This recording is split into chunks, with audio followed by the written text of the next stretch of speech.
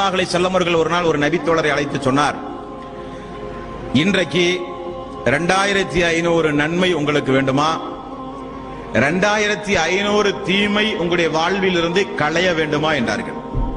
2500 நன்மை உங்களுக்கு ஒரே நாளில் கிடைக்கின்ற வழியை நான் சொல்லித் தரவா வேண்டுமா, 2500 தீமைகள் உங்களுடைய வாழ்வில் இருந்து ஒரு நாளைக்கு களையப்பட வேண்டுமா என்று ரசூல் ஸல்லல்லாஹு அலைஹி வஸல்லம் அவர்கள் கேட்டார்கள்.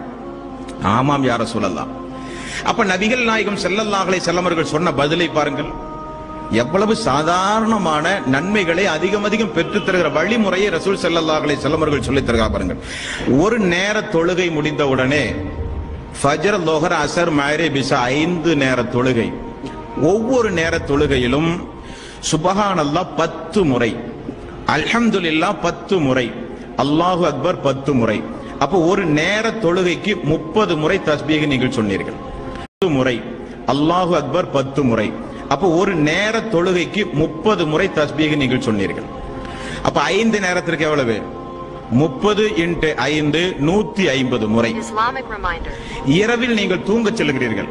இரவில் தூங்கச் செல்லும் பொழுது சுப்ஹானல்லாஹ் 33 முறை, அல்ஹம்துலில்லாஹ் 33 முறை, அல்லாஹு அக்பர் 33 முறை, லா இலாஹ இல்லல்லாஹ் ஒரே ஒரு முறை. அப்ப 100 ஆயிற்று. பகல் முழுக்க தொழுகைக்கு பிறகு 30 முறை ஓதுகிற அந்த தஸ்பீஹ் 5 நேர தொழுகைக்கு 150, தூங்க செல்லும் பொழுது சொன்ன தஸ்பீஹ் 100. அப்ப 150 × 100, 150 + 100 250.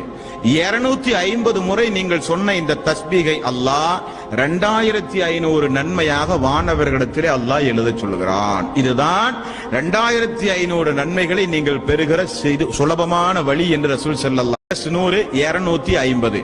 250 முறை நீங்கள் சொன்ன இந்த தஸ்பீகை அல்லாஹ் 2500 நன்மையாக வானவர்களிடத்திலே அல்லாஹ் எழுதச் சொல்கிறான். இதுதான் 2500 நன்மைகளை நீங்கள் பெறுகிற சுலபமான வழி என்று ரசூல் ஸல்லல்லாஹு அலைஹி வஸல்லம் அவர்கள் சொன்னார்கள்.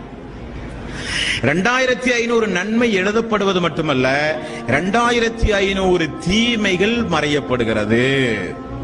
சிறு சிறு பாவங்கள் நம்முடைய வாழ்க்கையில் தினந்தோறும் செய்து போன பாவங்கள் களையப்படுகிறது, அழிக்கப்படுகிறது.